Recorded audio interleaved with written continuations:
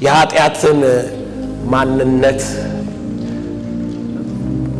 በጥልቀት እንማራለን። ዛሬ በጣም አንድ ኃይለኛ ነገር በራ።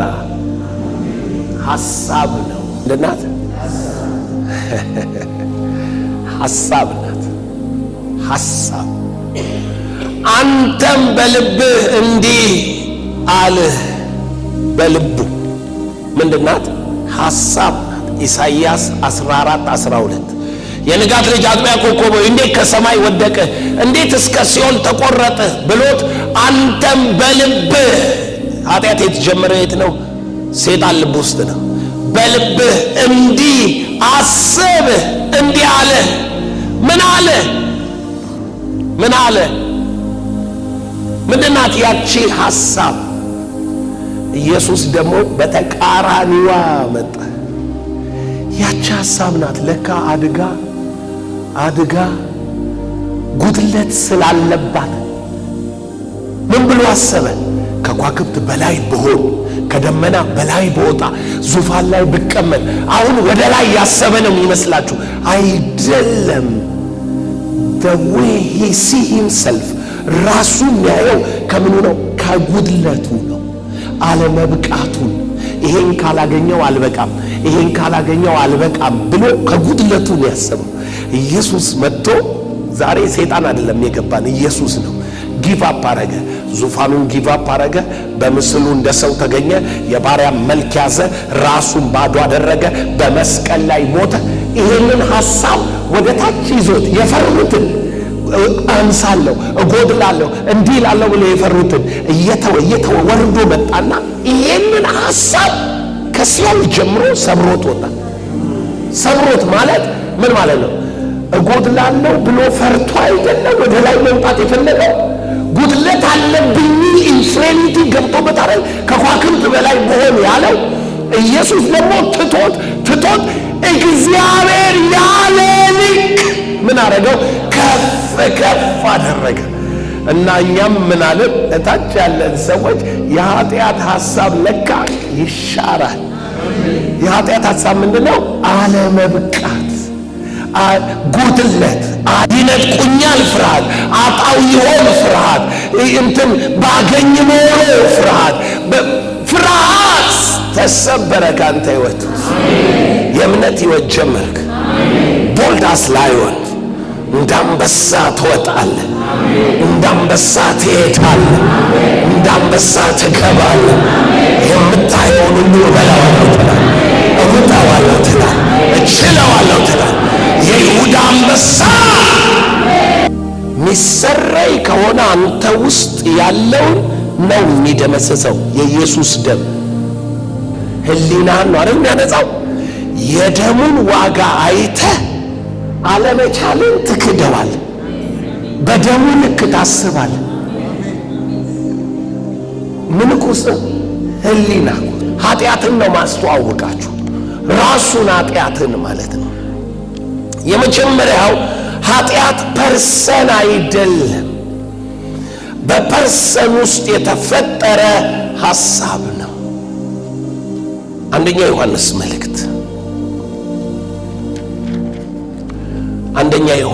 መልእክት በጣም ብዙዎቻችን ኃጢአትን ስናስብ ከሕግ ተነስተን ነው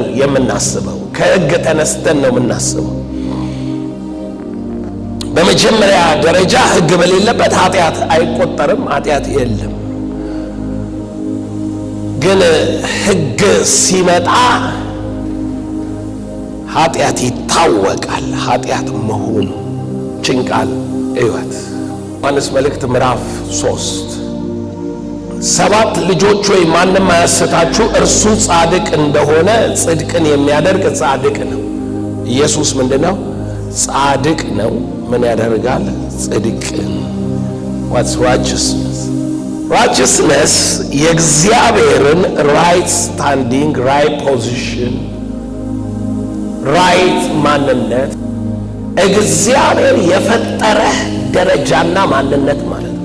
እግዚአብሔር አይምሮ ውስጥ ያለክ ማንነት፣ እግዚአብሔር ልብ ውስጥ ያለክ ማንነት that's your right። ምክንያቱም እንግሊዘኛው ቃል righteousness right standing with ጋድ ከእግዚአብሔር ጋር በትክክለኛው ፖዚሽን ምን ማለት መቆም ከእግዚአብሔር ጋር እግዚአብሔር አይምሮ ውስጥ የሆንከውን መሆን ነው righteousness እሱ ጻድቅ ነው በእግዚአብሔር መልክ ሲኖር ሳለ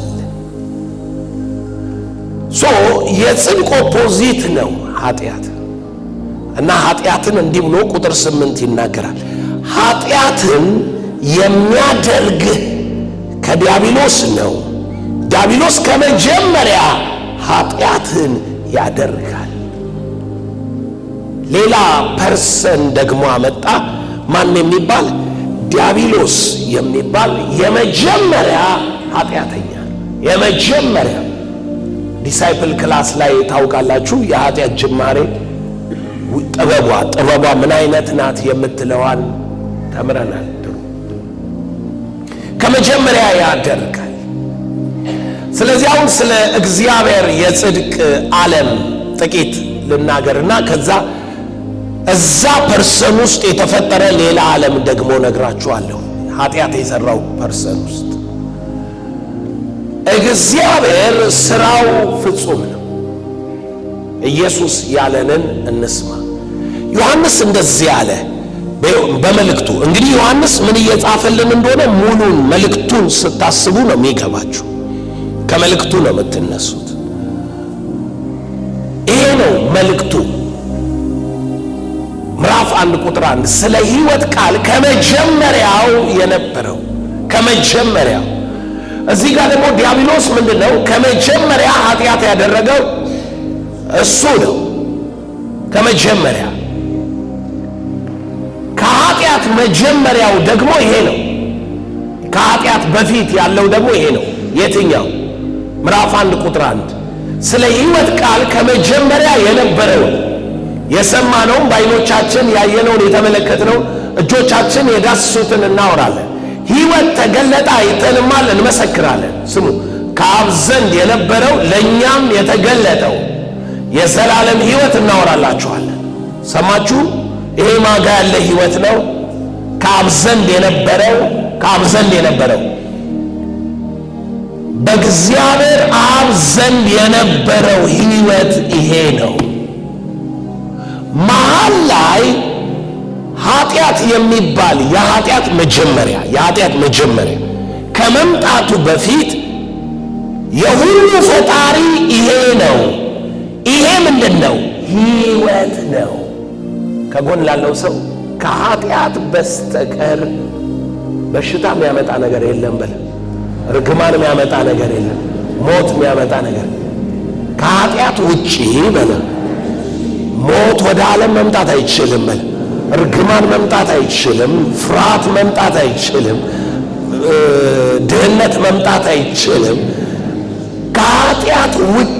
ከኃጢአት ውጪ ማለት ኃጢአት የሚባል አንድ ሲስተም አለ ከሱ ውጪ ጉድለት አይገኝብህም ባሪያ አትሆንም በሽተኛ አትሆንም ለምን ተመልከቱት በኃጢአት ካልሆንኩ ና እሱ እግዚአብሔር ነው ግሬስ ስለሆነ እሱ ሙላለም እሱ ኃጢአት ነው አሁን ሁለት ዓለም ብቻ ነው ያለው ሌላ የለም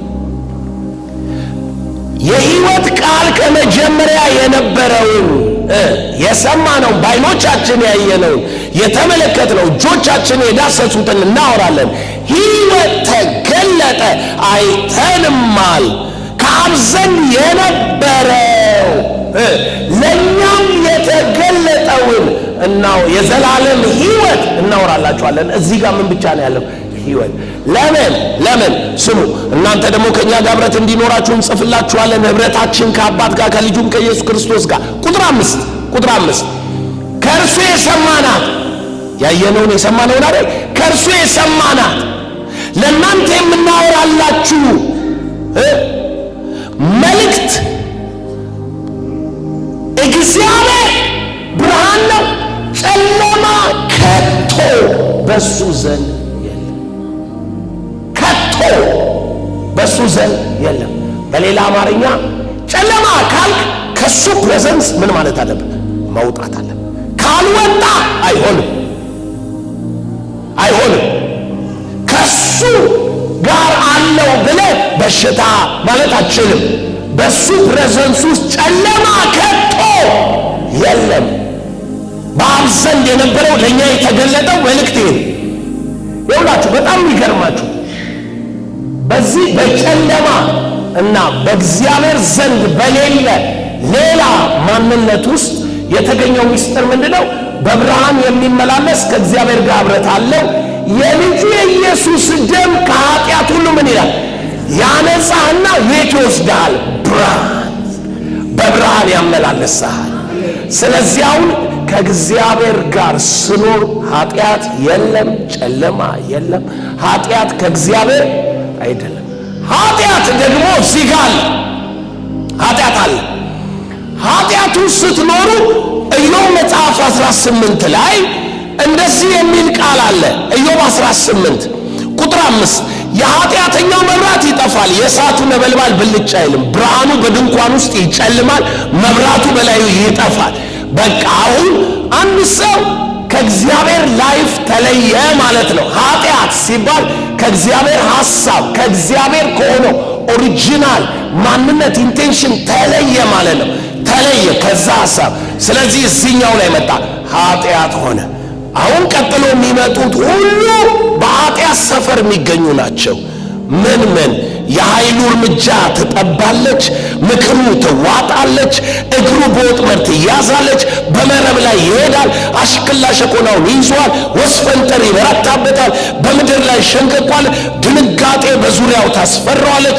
የኃይሉ በረሃብ ይደክማል፣ ሰውነቱ ብልቶች ይጠፋሉ፣ የሞት የበኩር ልጅ ብልቶቹን ይበላል፣ ከታመነበት ድንኳን ይነጠቃል። ድንጋጤ ንጉሥ ያስቸኩለዋል፣ በድንኳን ውስጥ ለእሱ የማይሆን ይኖራል። ስሩ ከበታቹ ይደርቃል፣ ከዓለም ያሳድዱታል። ዘር ትውልድ ሕዝብን በመካከል አይሆንለትም፣ በመኖሪያ ውስጥ የሚቀመጥ የለም። እነኚህ ሁሉ ማን ግሩፕ ውስጥ ነው ያሉት? ኃጢአት ከመጣ በኋላ የመጡ ናቸው። እቺ መሃል ላይ ኃጢአት ምትባላለች። ሚስጥሯ እሷ ናት። ሁለቱን ካለያያችኋቸው ምን እያላችሁ ነው የምታስቡ? ከእግዚአብሔር ጋር እየኖራችሁ በደልኩክ ይቅርታ፣ ከዛ ሽር ነካው እኮ ይህም መንካት ነው ኃጢአት። እንደሱ አይደለም፣ እንደሱ አይደለም። ተቀመጡ፣ ካስፈለጋችሁኝ እንደገና ጠራችኋለሁ። ከመጀመሪያ ኃጢአትን ያደርጋል ዲያብሎስ፣ የመጀመሪያው ኃጢአተኛ። ቁጥር 8 ኃጢአትን የሚያደርግ ከዲያብሎስ ነው፣ ዲያብሎስ ከመጀመሪያ ኃጢአትን ያደርጋልና። ስለዚህ አሁን የመጀመሪያው በእግዚአብሔር ፕሬዘንስ ብቻ በብርሃን ውስጥ ብቻ እልል እያሉ የእግዚአብሔር ልጆች መላእክት ኪሩቤል እልል እያሉ እየዘመሩ እያደነቁት ብርሃን ብቻ አስቡት፣ ብርሃን ብቻ፣ ክብር ብቻ፣ ውስደም ብቻ፣ ደስታ ብቻ፣ ሁሉ ሻይን ያደርጋል፣ ሁሉ መልካም ነው። ለምን? እግዚአብሔር ስለፈጠራቸው። ከሱ አይምሮ እንደወጡት እንደዚያው ናቸው።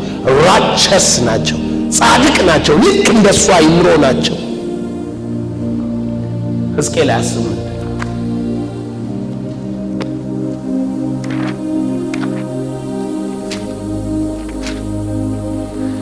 ሕዝቅኤል 28 እንዴት ውብ እንደሆነ ላሳያችሁ፣ ምን ብሎ እንደሚጠራው።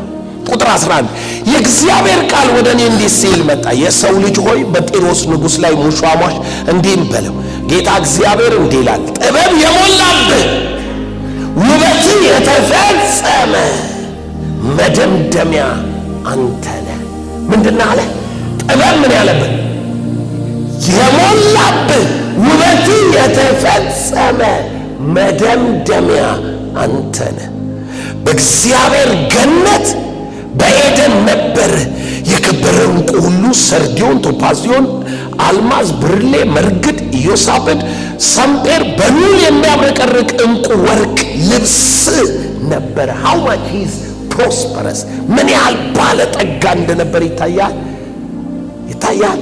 ተመልከተው ቀጥሎ የሚለው ከበሮና እምቢልታ ስራ በአንተ ዘንድ ነበር። ስሙ በተፈጠርክበት ቀን ተዘጋጅተው ነበረ። እነኚህ ሁሉ ነገሮች እግዚአብሔር ሲፈጥር በዚህ ግሎሪና ውበት ውስጥ ነበር ምን ያለ የፈጠረ። አንተም ልትጋርድ የተቀባ አኖይንቲንግ አለ። ንጉሥ ነው፣ የተሾመ ንጉሥ ነው። ባይዘዌስ ኪሩቤሎች ነገሥታት ናቸው፣ ዙፋናት አላቸው፣ የተቀቡ ናቸው። ኪሩብ ነበረ። በተቀደሰው በእግዚአብሔር ተራራ ላይ አኖርኩክ፣ በእሳት ድንጋዮች መሃል ተመላለስክ። በእግዚአብሔር የእሳት ድንጋዮች በኪሩቤሎች መሃል በእግዚአብሔር ተራራ ላይ ነው የሚያድረው። የእግዚአብሔር ተራራ ምን ማለት እንደሆነ ሂዱና እዩ። ለዘላለም የማይናወጥ የጽዮን ተራራ ተብሎ በኋላ የተሰየመ የእግዚአብሔር ተራራ እዚያ ነበር የሚኖረው። አሁን ቁጥር 15ን ስሙ። ከተፈጠርክበት ቀን ጀምረህ ተፈጠረ። በዚህ ሕልውና ውስጥ እየኖረ እያለ ከተፈጠርክበት ቀን ጀምረህ በደል እስኪገኝብህ ድረስ በመንገድ ፍጹም ነበርክ። ከተፈጠረ ቀን ጀምሮ ምን እስኪገኝበት? አያችሁት? ምን ብቻ ነበር ዓለሙ ማለት ነው? ብርሃን ብቻ ነበር።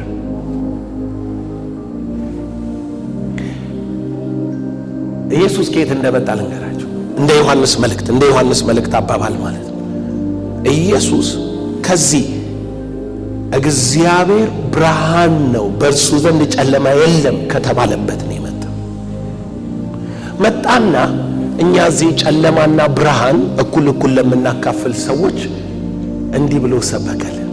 እግዚአብሔር ብርሃን ነው፣ በእርሱ ዘንድ ጨለማ የመጣው በኃጢአት ምክንያት ነው አለ ኢየሱስ። አናውቅም ነበር፣ አሁን አወቅን። አታውቁም ነበር፣ ዛሬ ታውቃላችሁ። ስለዚህ አሁን እግዚአብሔር ይሁን ያሳመነኝ አትሉም። ለምን ኢየሱስ ብርሃን ነው እግዚአብሔር ማለት ፈለገ? ምክንያቱም ሰይጣን እግዚአብሔር ጋር ሄዶ አንተን መክሰስ አሁን አይችልም። እግዚአብሔርን አንተ ጋር እየከሰሰ ነው የሚኖረው። እሱ ነው ያሳመመ፣ እሱ ነው እንዲያረገ፣ እሱ ነው እንዲህ አንተ ጋር ነው። ኢየሱስ ደግሞ መጣና ምን አለ? ሰበከልህ። እግዚአብሔር አባት ነው፣ እግዚአብሔር ይወዳል፣ ማሪ ነው፣ ቸር ነው። ዛሬ አይምሮክ ውስጥ ተሰበረ። የሰይጣን መዝገብ ከላይ ተደመሰሰ፣ ተሻረ፣ ከአንተ ተወገደ። ዩዋውስ አሁን የገባኝ እኮ እግዚአብሔር ልጁን መስቀል ላይ ሲሰጥ ለቤዛነት ብቻ ሳይሆን ኃጢአት፣ ሞት ምናምን ኮምፕሊት መወገዳቸውንና በሱ ዘንድ እንደሌሉና እንደማይታሰቡ ምን ሊለን ነው? ሊያሳየን ነው። የፍርድ ቀንም ያመጣው እኮ ኃጢአትና ሞትን ወደ እሳት ባህር ምን ለማለት ነው? ለመጣል ነው።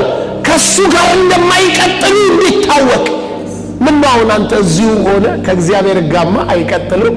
እኔ ከእግዚአብሔር ጋር ነኝ፣ ከኔ ጋር ምን አይሉ አይቀጥሉ። የገባው ሰው አለ። ኢየሱስ ጌታ ነው። ድህነት ካንተ ጋር አይቀጥል፣ እርግማን ካንተ ጋር አይቀጥል፣ ሞት ካንተ ጋር አይቀጥል፣ ሽንፈት ካንተ ጋር አይቀጥል፣ አጋንንት ካንተ ጋር አይቀጥሉ። እግዚአብሔር አስወግዷቸዋል። እግዚአብሔር አሸንፏቸዋል። በመስቀል ጠርቆ ከመንገድ አስወግዷቸዋል። በሚቀጥሉ ቀናት እዚህ አንተ ውስጥ ነው ስርየት የምታገኘው። ከሞተ ስራ ህሊናችንን እንዴት ያነጸ ይቅር ብሎኛል ምናምን አይደለም የምትለው። በቃ እግዚአብሔር የሚያውቀው እውቀት ይገባል። መጀመሪያ ስለ ኃጢአት የሚያውቀው እግዚአብሔር አለ አይደል? ኃጢአት ብሎ ያስወጣቸው ውጣ ውጣ ውጣ አለ። 1/3 መልአክ አሁን እዚህ በ3 የተከፈልከን በዚህ በኩል ያለ ጠቅላላ ውጣ።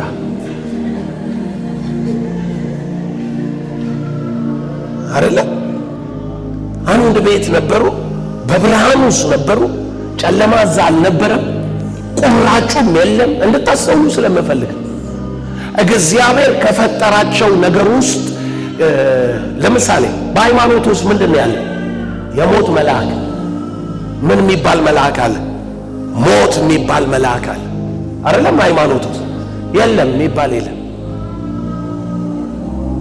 እግዚአብሔር ሞት የሚባል መልአክ አልፈጠረም። በአይሁድም ይባላል፣ በሃይማኖቶችም ይባላል። ክርስቲያንም ሆነው የሞት መልአክ ከዛ ዘጸአት 12 ላይ ካለው ወስደው ይነግሯሉ። መልአኩ የሞት መልአክ ያልፋል በግብፅ፣ ከዛ በኋላ ደሙን ሲያይ ገባ ምናምን የሚባል የለም። ምን እያልከኝ ነው ዘላለም? እግዚአብሔር የፈጠራቸው በሙሉ ምንድናቸው? በብርሃን ነው፣ መልካም ነው። ከየት መጣ? ከየት መጣ? ይሄ ነው ወሳኝ። ከየት መጣ? ይሄ ቆሞ ሲያመልክ ሲያገለግል የነበረ ኪሩቤል በደል እስኪገኝብህ ተባለ። እስኪገኝብህ አሁን እንዲገባ እንፈልገው። ወደ ሞት የተቀየረው ምንድነው? ምንድነው የተቀየረው ወደ ሞት?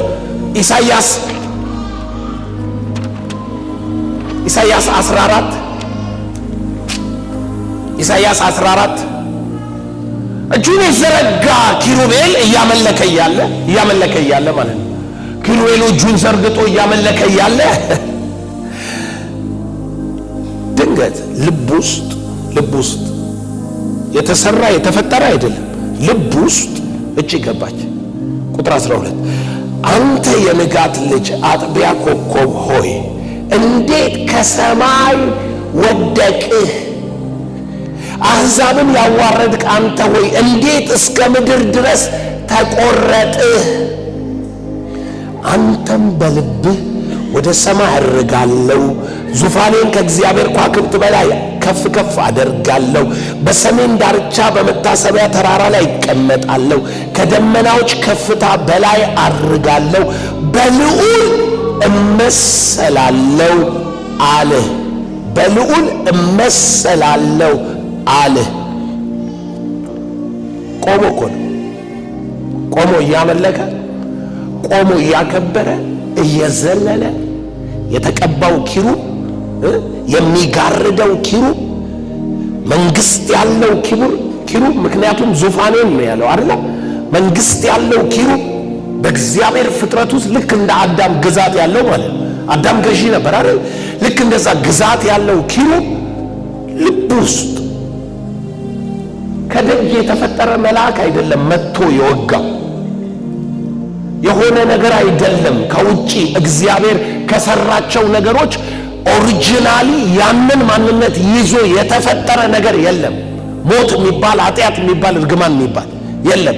ይኸው ቅዱሱ፣ ይኸው በመንገዱ ፍጹም የነበረው፣ ይኸው የተቀባው፣ ይኸው መልካሙ እዚህ ልብ ውስጥ ሐሳብ በቀለች። እቺ ሐሳብ ደግሞ ዛሬ እንደገባችን አለመብቃት ናት። ያዕቆብ ምን ብሏታል? ምኞት ይላታል። ምኞት ማለት ዲዛየር ቱ ምንድነው? ይሄ ሎንጊንግ፣ መጓጓት፣ መፈለግ፣ መሻት። ምን አይነት?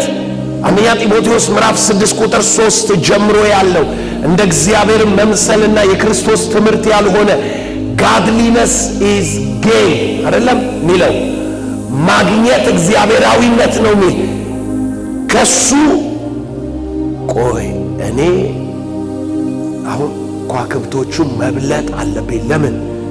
ማነስ ይሰማዋል፣ ሙሉነት አይሰማው።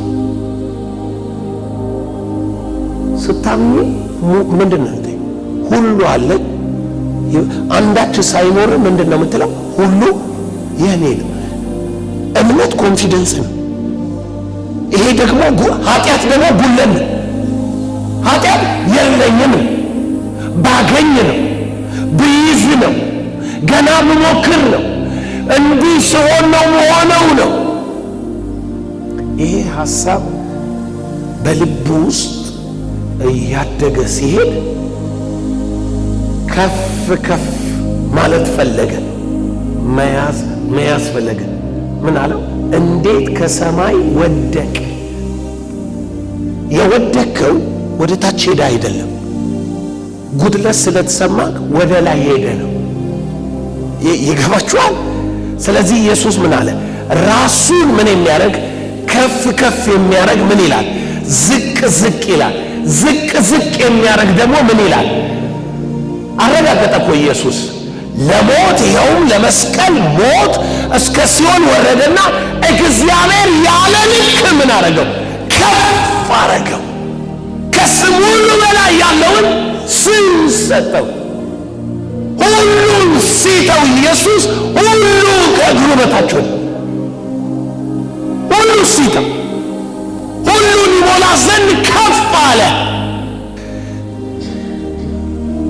ገንዘብ ነው አይደለም? የነሱ ከእግዚአብሔር መሆኑን በምን ታውቃለህ? ከእግዚአብሔር የሆነ በረከት ትዕቢተኛ አያረግም፣ መረን አያስወጣም፣ ምኞትህን አይነዳም። አለህ፣ እያደግክ ነው፣ እየጨመርክ ነው። ነገር ግን መንፈሳዊነት እንደተጠበቀ ነው። ይገባችኋል? ጽድቅ እንደተጠበቀ ነው። ጸሎት እንደተጠበቀ ነው። ትምህርት እንደተጠበቀ ነው። ከፍም ዝቅም አያረግህም፣ ነገር ግን ይጨመርልሃል። የእግዚአብሔር ኔቸር ብልጽግና ነው አይደል? ሁላችሁም ባለጠጋ ናችሁ፣ ይህንን ወቁ፣ ሁላችሁም። ነገር ግን የሚመጣው ገንዘብ ወጥመድ ሲሆን ምን አይነት ነው የሚሆነው? በትዕቢት ይነፋሃል አይደለም? ድሮ ማትችላቸው አሁን ሁሉም ምችል ይመስላል። ትራፊክ ሲያስቆም እንኳን ዝም ምናምን ትለዋል። ለምን? ምን ብከፍል 1500 ነው ምናምን ብለህ ነው የምታስበው። በብሩ ነው የምታስበው። አንደርስታንድ ታደርጉኛላችሁ? ምን እያልኩ ነው? የእግዚአብሔር በረከት ስትሆን ባይዘው ይሄ ስልጣን አይደለም፣ ክብር አይደለም፣ መከራ ነው። የእግዚአብሔር በረከት መከራ አይጨምርባት፣ አይወጣጥራት።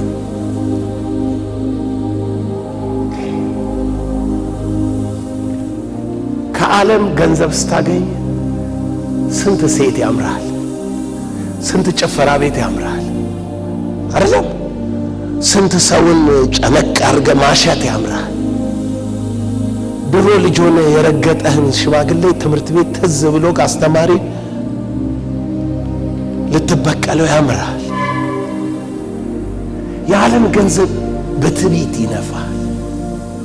ምን አለ? ዓለምን መውደድ አለና ምን ገንዘብን ምን የህይወት ትምክት ይላል። ከዓለም ነው የህይወት ምን ትምክት ከዓለም። ከጎን ላለው ሰው ወደ ላይ እያሰብክ ግን ወደ ታች መውረድ የሰይጣን ነው በል። ሁሉን እየተውክ በል፣ ግን እርግጠኛ የሆንከው በል። አትለወጥም አንተ በል። አጣኸውም አገኘኸውም አንተ ነህ በል። እግዚአብሔር አይለወጥም፣ አይለወጥም። ማጣትንም ማግኘትንም አይደለም ኃይልም በሚሰጠኝ በክርስቶስ። አያችሁ፣ አንዳንዶቻችን ተፈትነን አለፍንበት። ያወቅ የሄድን ነው። ስላጣን ጌታ ምናምን አንልም። ስላገኘን ደግሞ ከሰው ሁሉ በላይ አልሆንም። የኛ ነው ያለውም፣ የኛ ነው የሚመጣውም፣ የኛ ነው አይደለም ይላል። ሕይወትም የኛ ነው፣ ከፈለግንም ሞትም የኛ ነው። እኛ ግን የማንን? የክርስቶስ። ኢየሱስ ጌታ ነው። ሰይጣን ልብ ውስጥ የነበረው ይሄ ነው። የትዕቢት ከፍታ፣ የትዕቢት ካራክተር፣ ትዕቢት ነው በቃ። በ12 ዓመቱ ነገሰ ምናሴ። በ12 ዓመቱ ሲነግስ አባቱ በጣም ጻድቅ ነው። በጣም የሚገርማችሁ ነገር በጣም በእኛ ትውልድ አይሆንም፣ በእኔ ልጆች አይሆንም፣ በኢየሱስ ስም አይሆንም። ሁል ጊዜ የጻድቅ በጣም የተቀቡ በጣም በእግዚአብሔር ላይፍ ኤክስፒሪየንስ አድቫንስ ለኪንግደሙ በጣም የሰሩ ሰዎች። ቀጥሎ አሁን ሰለሞን መጣ። ሰለሞን በራሱ ጥሩ የነበረ ነው፣ ግን ምን ያህል አዘቅት ውስጥ እንደገባ ታውቃላችሁ? አባቱ ዳዊት በሄደበት ስታንዳርድ አልሄደም። ሕዝቅያስም ዘሴ በጣም የሚገርም ሰው ነው። እድሜ ተጨምሮለት የኖረ ምናምን በአባቱ በዳዊት መንገድ ሄደ ነው የሚለው መጽሐፍ። 3 ሰው ብቻ ነው በዳዊት መንገድ ሄደ ተብሎ የተጻፈው። እዩ አልሄደም በዳዊት መንገድ፣ ከኮረብታዎቹ መስገጃ ፈቀቅ አላለም ይላል። ኢዮስያስና ሕዝቅያስ ብቻ ናቸው። የሱ ልጅ ምናሴ በ12 ዓመቱ ነገሰ። በትዕቢት ተነፋ። 56 ዓመት ነው የነገሰው። በእስራኤል እንደሱ አይነት ንጉስ የለም። 56 ዓመት የነገሰ ይህ ሰውዬ ነግሶ ሲኖር በጣም ጣዖት አምልኮ አበዛ። ነቢያት መጥተው ቢናገሩት አልሰማ አለ። አይሰማም ቢባል ከዛ በኋላ እግዚአብሔር የኃጢአቱን ብድራት መቅሰፍት አመጣ እንደ ትንቢቱ ቃል። ምክንያቱም እግዚአብሔር ኃጢአትን ይቀጣል፣ ኃጢአትን ይቃወማል፣ ተስማምቶ አይኖርም። ስለዚህ እግዚአብሔር አጌንስት ሲያደርግ ፌል እያደረገ ሰውየው ምን ላይ ደረሰ? ምርኮኛ ሆኖ ምን ይላል? እጁን አሰለ። እያሰቃዩ ወሰዱት ይላል። እያሰቃዩ ወስደው ጨለማ ቤት ውስጥ ሰው አገር ምን ማለት ነው? ሱዳን ወስደውክ የኢትዮጵያ ንጉሥ የነበርከውን እስር ቤት ውስጥ ከተቱ። ኢትዮጵያ ላይ ወይ መንግስት የለም ወይንም ሌላ ሰው ነግሷል። አንተ እስር ቤትና ጨለማ ቤት። እዛ ጨለማ መንፈሳዊ ነው ሁሉ ነገር የሚገርማችሁ። እዛ ጨለማ ቤት ሆኖ መጽሐፍ ምን ይላል? በፍጹም ልቡ ትሁት ሆነ ይላል። ተሰበር ራሱ እኮ እኛ ነን ዝም ብለን እና ጌታን ተቀበል ምንባባል እንጂ ሰው በልቡ አምኖ ልቡ ነው የኃጢአት ስርየት ማግኘት ያለበት። ምን ነው የሚሰብረው? ኃጢአት ትዕቢተኛ ነው የሚያደርግህ ኖ ብለህ ከኃይለኛው እግዚአብሔር እጅ በታች ራስህ ትጥላለህ። በቃ ትለቃለህ። ንስሐ ገባ ማለት ለቀቅ ማለት ድፍት ፊቱ እኔ የለኝም ምንም አልችልም። ኃጢአት አሪፍ ነገር ነው፣ ግን እግዚአብሔር ደስ ስለማይል ብለህ ብትል አይሆንም። ልቡ ምን አለ? ተሰበረ እና እዛ ጨለማ ቤት ሰው ሀገር ሆኖ ወደ አባቶቹ አምላክ ምሕረትን ለመነ ይላል። እግዚአብሔር ሰማው ይቅርም አለው። ከዛስ እንግዲህ አስቡ፣ ከሰው ሀገር እስር ቤት ወጥተህ አገር ላይ መጥተህ እንደገና ቤተ መንግሥት ገብተህ ዙፋን ላይ ተቀምጠህ እኛ ስንት ጊዜ ኃጢአታችን ተሰርዮአል፣ ግን ሕይወታችን ላይ ልዩነት ለምንድን ነው የሌለው? ለምን የለም? ስርየቱን አልተቀበልንም። ሃይማኖት ቀየርን እንጂ ምንን አልተቀበልንም? ስርየቱን ከተቀበልክ የስ አይ አም ፍሪ።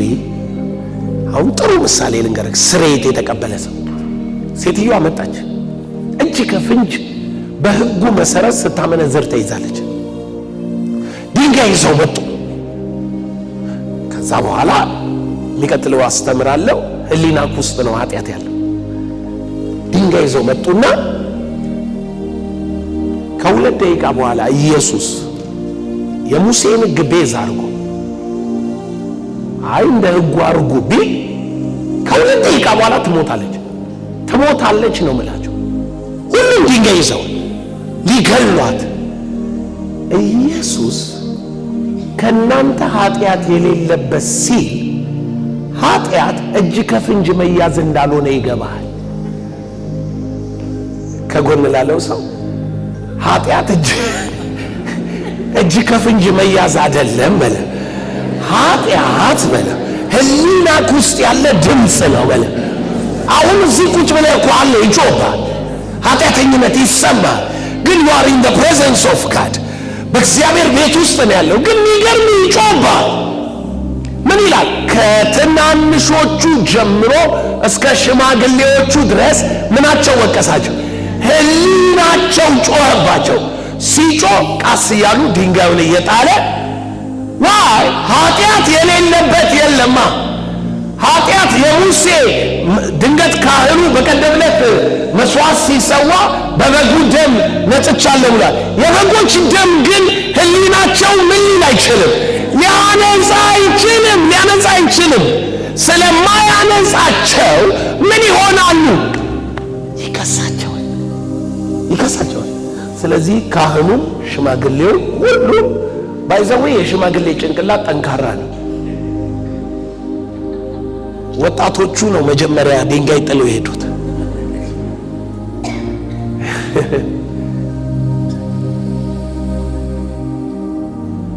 እና ኢየሱስ እኔም አልፈርድብሽም፣ ደግመሽ ኃጢአት አታድርጊ ሂጂ ማለት ይቅር አላት ማለት ነው። በሌላ ማለት ምን ሆነች? ከሁለት ደቂቃ በፊት ልትሞት የነበረች ሴትዮ በነፃነት ስትመለስ ሁሉ የሚከሳት የለም። ስትመለስ አይከሱም። እኔ ቅድም ተይዛ ነበር እኮ ሰው አልሞተችም እንዴ ብሎ ሚይዛት የለም። ይቅር ብሏታል። ነፃ ናት። ከፋግጅም በነፃነት እንድንኖር ክርስቶስ ነፃ ወጣ። በለው ኃጢአት የለብኝም በለው። ነፃ ወጥቻለሁ በለው።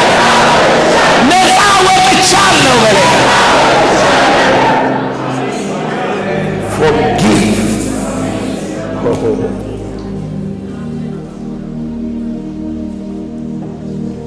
እና ዘላለም ምንድነው የተፈጠረው? የተፈጠረው ይሄ ነው። የያዕቆብ መልእክት ላይ እንሄድ። የተፈጠረው ይሄ ነው። ምዕራፍ 1 የያዕቆብ መልእክት ቁጥር 13 ማንም ሲፈተን በእግዚአብሔር እፈተናለሁ አይበል። ኪሩቤሉ ታውቃላችሁ? ኪሩቤሉ እዚህ በልብ ውስጥ ያቺ ሐሳብ ስትነሳበት ሐሳቧ በእግዚአብሔር አይደለችም ነው የመጣችው፣ ከተሰጠው ነፃ ፈቃድ ነው የመጣው። ነፃ ፈቃድ ስላለው እዚህ ውስጥ ብልጭ አለች ስትል እግዚአብሔር በክፉ አይፈተንምና የእግዚአብሔርን ኔቸር እስኪ ላሳየክ። ሂ ዘ ክሬተር ፈጣሪ ነው። በክፉ አይፈተንም። ክፉ ምንድን ነው? ምኞት ነው። ክፉ ሲባል እንትን እሳት መጣል አይደለም፣ እሱማ ፍርድ ነው። ክፉ በክፉ አይፈተንም። ማንንም በክፉ ምን አይልም አይፈትንም። ለምን? ክፉ ብሎ ያዕቆብ እዚህ ጋር የሚያስቀምጠው ማንን ነው? ነገር ግን እያንዳንዱ በራሱ ምኞት ሲሳብና ሲታለል ይፈተናል። ሰው የሚፈተነው በክፉ ከሆነ ክፉ ብሎ የጻፈው ምኑ ነው? ምኞት። እግዚአብሔር ምኞት የለውም። የገባው ሰው እግዚአብሔር ምኞት የለውም። ከጎን ላለው ሰው ምን ይመኛል በለ፣ ምን ባገኝ ይላል በለ፣ ይፈጥራል በለ። ኔቸሩ መፍጠር ነው። ሂዝ ጋድ ይፈጥራል። ሁሉ ከማን ነው? ከእርሱ ነው። ከእርሱ ነው እንጂ ከደጅ ባገኝ የሚለው እግዚአብሔር የለው። እግዚአብሔር ኮከብን ባገኝ እኔ እግዚአብሔር ሆናለሁ አይልም። ደመና ላይ በወጣ እግዚአብሔር ሆናለሁ አይልም። ደመና የሚባለውን ይፈጥረዋል። ኳክብት የሚባሉትን ይፈጥራቸዋል። ኦ ሃሌሉያ! ይኸውልህ አንተ ከሰማይ ስትፈርጥ ሌላ ኪሩብ 100 ኪሩብ ይፈጥራል። አንተ ሄድክ ብሎ ግራ ይገባው። አንተን የፈጠረ እሱንም ይፈጥረዋል። ስለዚህ እግዚአብሔር በክፉ አይፈተንም። እግዚአብሔር ሊመኝ ምን አይልም አይችልም። የተሳሳተ መንገድ ነው እየሄድን ያለነው የእግዚአብሔር መንገድ አይነት አይደለም ማለት ነው። ለምን ተብሎ ሲጠየቅ እኛ ገና እንደምናገኝ ነው እያሰብን እየሄድን ያለነው። ስለዚህ ምን አይነት መንገድ ነው የምንሄደው ማለት ነው? የእግዚአብሔር አይነት መንገድ አይደለም። እግዚአብሔር አይፈተንም። ከጎን ላለው ሰው ስማ፣ በክርስቶስ ኢየሱስ ሁሉ ያንተ ነው። ሁሉ ከእግር በታች ነው። ከሁሉ በላይ ከፍ ብለሃል። በአብ ቀኝ ተቀምጠሃል። ሁሉ እናንተ ነው። ጳውሎስ ይላል እኮ እግዚአብሔርን መምሰል ራስን አስለምድ ስትባል አንተ ጠጅ ባለመጠጣት ነው። ጠጣ ማለት አይምሮ ማሰብ የሚችለው ራስን የምትገዛበት መወሰን የምትችለው ማንነትን በፈቃድ ለቀሃል። አንድ ብርጭቆ፣ ሁለት ብርጭቆ፣ ሶስት ብርጭቆ ካልክ በኋላ ቀጥሎ አንተ አይደለም የምታስበው። ውስጥ የነበሩ የሐሳብ ምኞቶች፣ ቁጣዎች፣ እልኮች፣ ስድቦች፣ ደስታዎች ሁሉ ሐሳቦች በነፃነት በአይምሮክ ውስጥ መንሸራሸር ይጀምራሉ። አሁን በር ስላለ ትዘጋለህ። ኖ የስ ምናምን ትላለህ። እንግሊዘኛዎች እንኳን ኤሌመንተሪ እያለ የሰማሃቸው ምጥት ሲሉ ኦፍ ኮርስ የስ የስ ብዙ ፊደል ውስጥ እንደሌለ የሚያስታውቅ አቀጥል እንጂ በራቸው ክፍት ነው። እንግሊዘኛዎች እንኳን ይወጣሉ ከድሮ ማይንድ። እናቴ ትላለህ። እናትህ ከሞተች 20 ዓመት ሆኗል። ከ20 ዓመት በፊት የነበረ ሐሳብ ምን ይላል ይወጣል። አልገባችሁም እኮ እናንተ ኖርማሉን መጠጡን ነው የምታዩት። ይሄ የተበጠበጠውን እሱ አይደለም። ሄሎ ምን ነው የሚወጋ? ምን ነው አታክ የሚያደርገው? ሎሚ ስትመጥ የሚሰጥ ነገር እንዳለ ይሄ ደግሞ ሐሳባዊ ዓለምህን እንዲነካው ነው። ድራግ፣ ጫት ምናምን እኮ ከምን ጋር ስለሚያዝ ከሐሳብ ጋር። ስለዚህ ኃጢአት ምንድነው? ሐሳብ። ከሐሳብ አይደል የጀመረው? ስለዚህ ሐሳብ ይጀምራል ማለት ነው። ነይ ሂጂ ማለት ትጀምራለህ። አየህ፣ ብሶት ካለብህ መንግስት መሳደብ ትጀምራለህ። የት እንደወደክ ማን እንደመታ እንዴት እንደተመታ አታውቅም። ጠዋት ትነሳለህ። ይገባል። አንተ አልነበርክም ማለት ነው። መጠጥ ይቻላል እንደሚሉት አይደለሁም። እኔ በእውቀት ነው ማውራክ። ነጥቡ ምንድነው?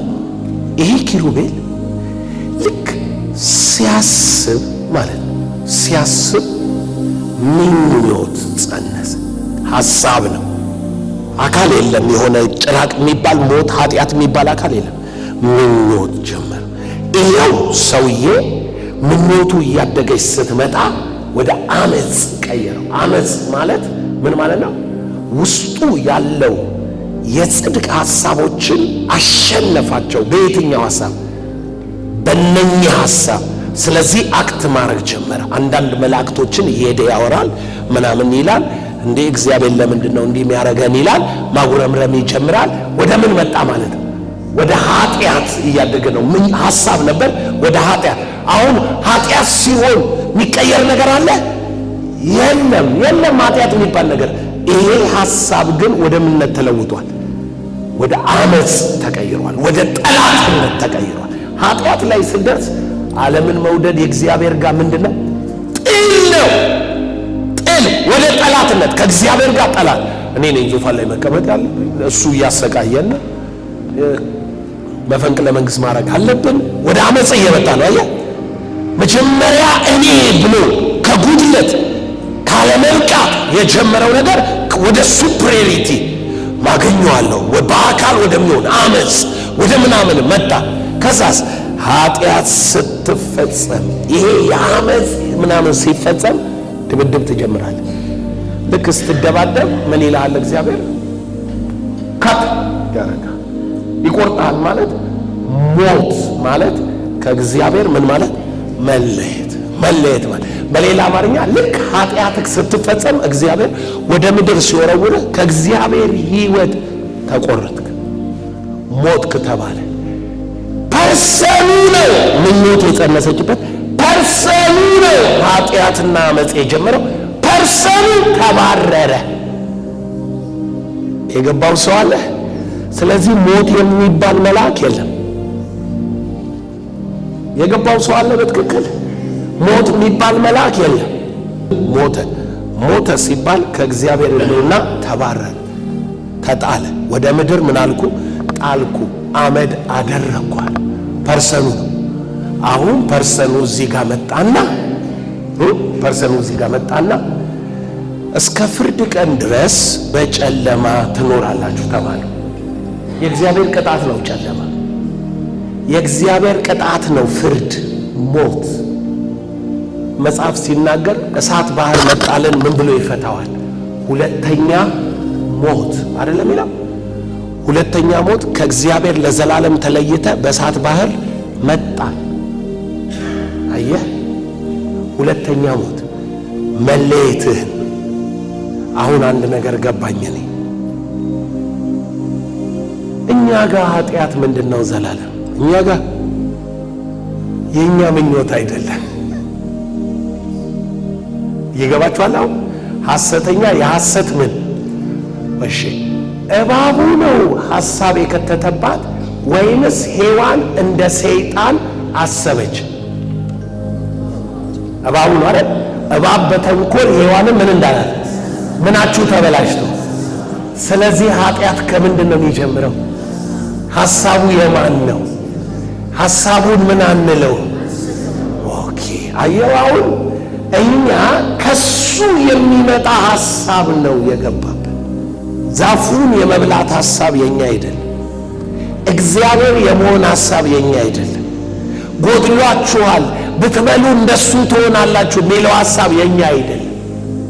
ስለዚህ እዚህ አሁን ያላወቃችሁት የወጪቱን ውስጡን እጠቡት ሲል ኢየሱስ ምናችሁን ማለቱ ነው? ጳውሎስ በላይ ያለውን እሹ በላይ ያለውን አስቡ፣ ኃጢአት የሚቀረው ያኔ ነው። አትንካ አትያዝ የሚሉት እነሱ አይደሉም። በዓለም እንደምትኖሩ ለምን ትገዛላችሁ? እናንተ ምናችሁን አስመልጡ፣ ሐሳባችሁን ወዴት አስቡ? በአብ ቀኝ ወዳለው አስቡ። ያን ጊዜ ምን ትሆናላችሁ? የወጪቱን ውስጡን ታጥባላችሁ። ውስጡ ነው የሚታጠበው። ምን የሚያጠብከው? ሐሳብህ ከታጠበ ምን ትሆናለህ? የእግዚአብሔር ሐሳብ ደግሞ ይኖራል። I am the son of God. I am righteous. I am holy. I am in the glory. I am እንደዚህ እምነት ይጀምራል። ቃሉ የሚለው ሁሉ ለእኔ ነው። ጸድቄአለሁ፣ ከብሬአለሁ፣ ልጅ ሆኛለሁ፣ ደሙ አንጽቶኛል፣ ትንሣኤን አግኝቻለሁ፣ በአብ ቀኝ ተቀምጫለሁ። ና ምለው ይመጣል፣ ሂድ ምለው ይሄዳል። ምን እየጀመርክ ነው? እምነት። ምን ስለሰማህ? የእግዚአብሔር ቃል። እምነት ከምንድን ነው? መስማት በምንድን ነው? ስለዚህ ምንክ ውስጥ ነው ማለት ነው። አሁን ነገሮቹ እየተገለባበጠ ከፍ ያለውን የሰውን ሐሳብ እናፈርስና አይምሮአችንን ለጽድቅ እናስገዛለን። ጽድቅ የምንለው ምንድን ነው? ለእግዚአብሔር ዕውቀት እንገዛለን። ለምን ዕውቀት? ለእግዚአብሔር ዕውቀት። አሁን ኃጢአት ገብቷል። ከዛ በኋላ ስርየት ይገባል። ትምህርቴ ስርየት ነው። ነገር ግን የሚሰረየው ኃጢአት ነው። ኢየሱስ ያንን ሁሉ ነገር ከሰራ በኋላ ወደ ዓለም የላከው ወንጌል እንዲህ የሚል ነው፣ በስሜ የኃጢአት ስርየት ይሰበካል። ሌላ ነገር ለዓለም አልተላከም። ኃጢአት ይቅር ተብሏል ሚል የመጀመሪያው የወንጌል ስብከት መንፈስ ቅዱስ ወርዶ ጴጥሮስ ቆሞ አንድ ነገር ነው ያላቸው ኃጢአታችሁ ይሰረይ ዘንድ በኢየሱስ ስም ተጠመቁ። ደሜን ኢነሚ ኃጢአት ተገረፈልን፣ ሞተልን፣ ተነሳልን፣ ሁሉን ሰርቶ ጨርሶ ለዓለም ይወገዳል፣ ትነጻላችሁ፣ ትድናላችሁ ተብሎ የተላከው ከኃጢአት ነው። ሌላ ነገር አለ። ከኃጢአት ነው የሚዳነው። ከኃጢአት የዳነ ሰው ከቡችሎቹ ሁሉ ይድናል። ኃጢአት ቡችሎች አሉት። ርግማን የሚባል ቡችል፣ ድህነት የሚባል፣ በሽታ የሚባል በጣም ብዙ ነገሮች አሉት በስሩ። በጨለማ በሞት ጥላ የሄደ ሕዝብ አይደለም። ብቸኛው መጽሐፍ ቅዱስ ላይ ደህንነት ያስፈልጋችኋል የተባለው ከኃጢአት ነው። ከኃጢአት ትድናላችሁ ነው የተባለው። እና መጀመሪያ ስለ ኃጢአት ያለን ትርጉም ሃይማኖታዊ ስለሆነ ልክ አይደለም። እኛ ኃጢአት እያልን እየጠራን አሁንም በኃጢአት የምንኖረው ቅድም ያልኳችሁ የሐሳቡ ባለቤቶች መወገዳቸውን መንግስት ኢየሱስ ሰይጣን ውስጥ የተወለደውን ሐሳብ ነው በመስቀል ላይ ገሎት ሄደው ምን የሚለውን ሐሳብ አለመብቃት የሆነውን ሐሳብ፣ አለመቻል የሆነውን ሐሳብ፣ እኔነት የሆነው ትዕቢት በራስ የሆነውን ሐሳብ እሱን ነው የገደለው። መቼ ጌቴሰማኔ ጽዋውን ሲጠጣ ምን አለ? የኔ ፈቃድ አይሁን። ፈቃዱን በመስጠት የኃጢአት ስርየትን አመጣ ኢየሱስ። በጎች እየታረዱ ሕሊና ማንጻት አልቻሉም። ኢየሱስ ግን መንገዱን ወርዶ መስቀሉን አድርጎ ሲኦል ገብቶ ሲወጣ ስታየው መንገድ ያድናል፣ ይህ እውነት ነው አልክ።